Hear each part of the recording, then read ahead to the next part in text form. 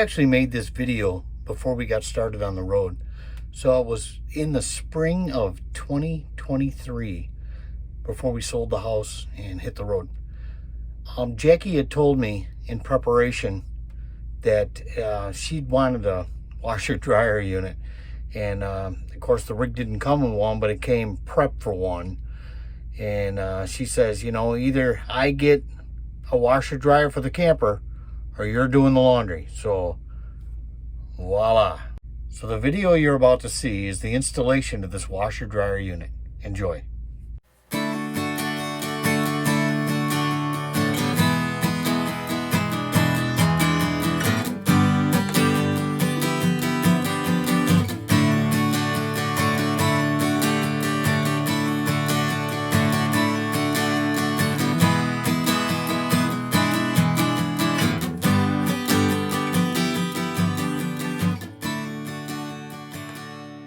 This is not a how-to video. It's a video on how I did it. It's for entertainment purposes only. Jackie will be very, very happy when this job's completed, knowing that we're going on the road and she won't have to use a laundromat, or she won't make me have to use a laundromat. The camper's getting a new washer dryer vented combination unit. It's a Splendide WDV2200XCD. Wish me luck. So I have it uncrated here in my garage on the floor, so I could take some measurements, make sure everything I'm doing is good. And already I see a little issue. The vent comes out, it would be on the left side as you're facing the front. Luckily it's close to the top, because as I'll show you in the unit, when you get over to this side, you have just about enough room for the unit to fit in there. So the vent would never come around the back to go out the side wall, which would be the passenger side wall. So what I've done is laid out a hole right about here. So it's going to have to come up and then go out right about here. And you're really not going to see that unless you're bent down looking over the top of the washing machine. So the only problem is it's going to come right out on a decal. But gonna have to live with that. So I'll take you in the unit now and show you what I've done. In our bedroom, in the camper, Jayco has prepped this unit for a washer dryer combination.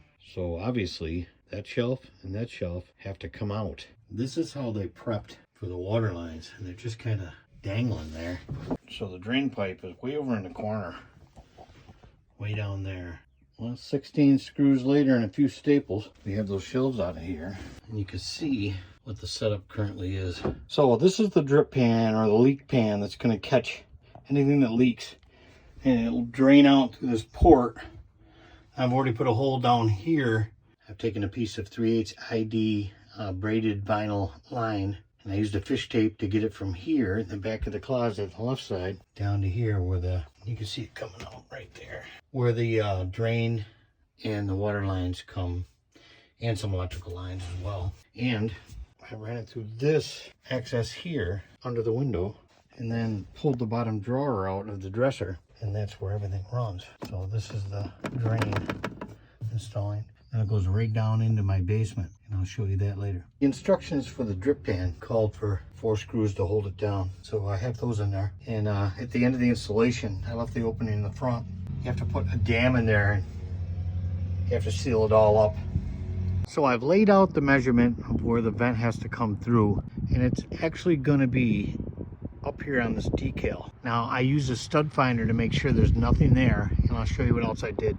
Up here is where I laid that out. So this being my center hole, this being 4 1/4, because the hole's going to be 4 1/4. So I drilled a bunch of holes just to make sure there's no studs in there. So when I do drill the core, I should come out with a clean core. Wish me luck. So I put a 1x nailer in the back, and I shot it into the vertical supports for the cabinet area with brads.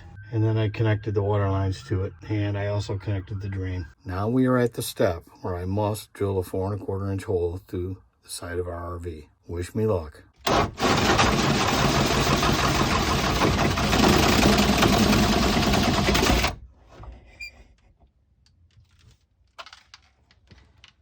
inner wall, or the side wall of the cabinet. Okay. And I went a little bit into the inner wall here of the RV. So here we go until I see daylight. And that center hole, then I'll go from there from the outside.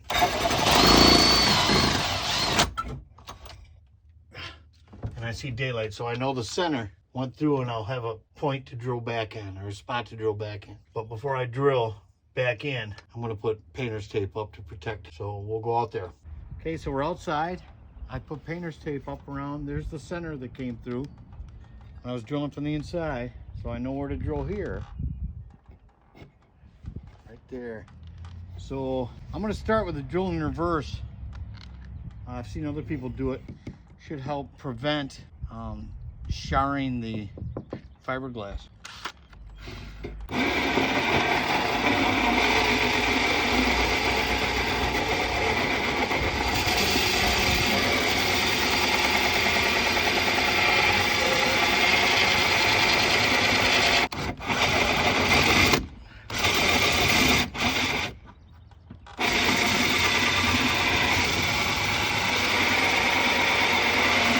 Instead of putting on a dust mask, I'm holding my breath while I'm drilling.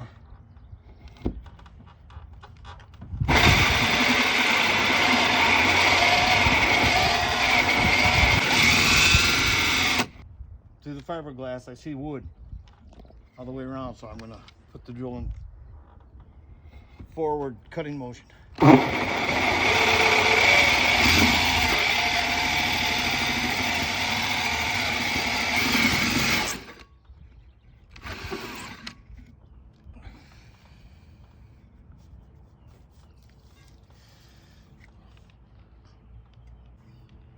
Didn't hit any supports. Everything went smooth. We're happy about that. So through the newly drilled hole, inserted the flapper assembly. I'll show you on the inside what that looks like too inserted. I coated the back of this flange all the way around with silicone caulk. Underneath here, I used a level to make sure it was level. And then I inserted the supplied screws. So then I cleaned up with paper towels and used a wet finger to smooth out the caulk. And I'll show you what it looks like inside, and then we'll come back out and put the flapper cover on. There's a cover that goes over the entire thing to keep the rain and whatnot out. We'll go and take a look inside now. So we're back inside, and you can see how this flange sticks through. That's part of that flapper assembly from the outside. And this is a 4-inch OD flange. And then, the next size hole saw was 4 1/4, so it does leave a gap. And I thought about centering it in the hole, but what I'm going to do is I've got it down, hugging the bottom. I'll use some great stuff foam in there.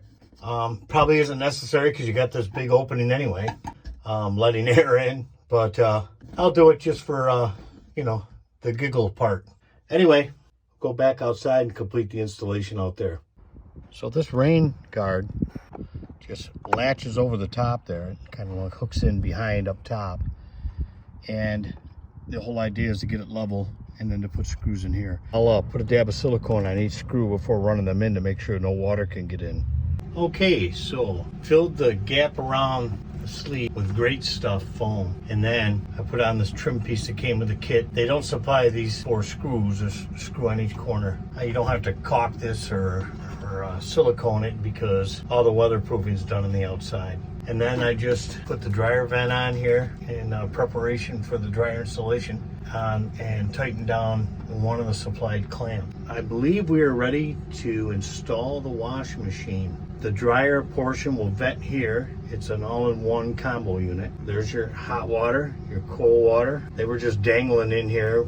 Jayco supplied this unit with a washing machine prep. I brad nailed this 1x in here to these corner pieces, and it's very sturdy actually. And I use a strap and a couple of screws to support the drain. This will come out of here, and then the wash machine drain will go down in here. The wash machine sits about 33 inches high, so it'll be just below here. This will have to come in behind the unit and then catch the vent back here where there's more room on this side. This front wall, the cap side, the cap is behind it. It gets narrower and narrower. It's tapered towards me as it gets to this side. So basically you have just enough room in here for the washing drying machine unit. So that's why I went above. with this. So I had room to get it outside. This will come down and it'll pour it into the back. So I'll hook this into the back of the combo unit during the installation as it's going in, so I don't have to fight over the top of it trying to hook it up after it's in place. Okay, so the drain's all hooked up. You saw how that was ported. I'll show you that down in the basement where it comes out. And it's a little short, and I'm gonna add onto it and then put it out through the bottom. And then grate stuff that closed, or maybe duct seal it closed, one way or the other. I've kind of tidied up these electrical connections. I'll snip these tie wires, these wire ties, and I got some sawdust down here from when I drilled the hole, so I'll get that cleaned up as well. And then the door can go back on and we can start putting this rig back together. Of course, the space is tight, so took off the handrail for the stairs and the door for the bedroom, which basically gives us another inch or so clearance. Hopefully that'll be enough. Okay, so the door's back on. And I had a friend come over and help me get this up into the rig, down the hall and up here into the bedroom. And real close, and then I was able just to lean it back towards me and use my knees after I hooked everything up. So I hooked up the dryer vent back here. And I plugged it in right there. And then I hooked up the hoses, which are over on this side, curled up, and then they run here, and hooked up the drain. Now I'm running it through a cycle. I've already been through the wash cycle, checked everything for leaks. It's good now, it's drying. I went out and checked the vent outside, and it's blowing warm air, so everything's looking good. Right now I'm in the process of installing this dam that I talked about earlier. I'm getting all the holes drilled and making sure they line up by putting the screws in, and then I'll take the screws back out and I'll put the sealant underneath, and I'll tighten everything back down, and that should stop it from leaking to the rib. What that does is, if there's a leak in the washing machine, that pan will catch it and go out that drain I showed you before, which I've also shown you where that came down. So looking good. I'm going to finish up. I've already put the door back on the bedroom, and I just have to put the handrail on, and then we'll be all put back together. I have applied the butyl tape as the sealant.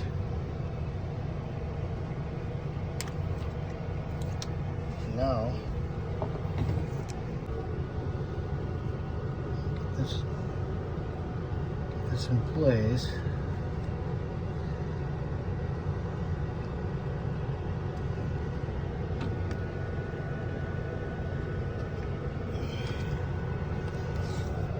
And then I'll run the screws in.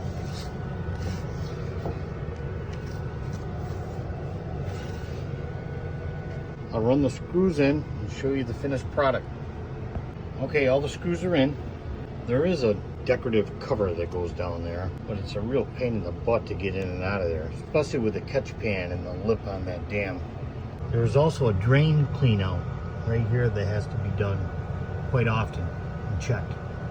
And to fight with that decorative cover, just to get in there and clean that out, I don't see the need for that cover, especially when it's going to be behind a closed door. So I'm going to leave that off. The drain line comes down from under the dresser in this corner of the basement, right next to the drain for the washing machine, and also the water lines that go to the washer. And come down, I ran it down here, and I drilled a hole in the bottom of the basement. And here's where it comes through under the rig. I wire tied it to the gas line from the tank, so anything that drains in the pan will drip out here. Hopefully I'll see it indicating a leak of some sort, rather than running onto the floor and causing damage.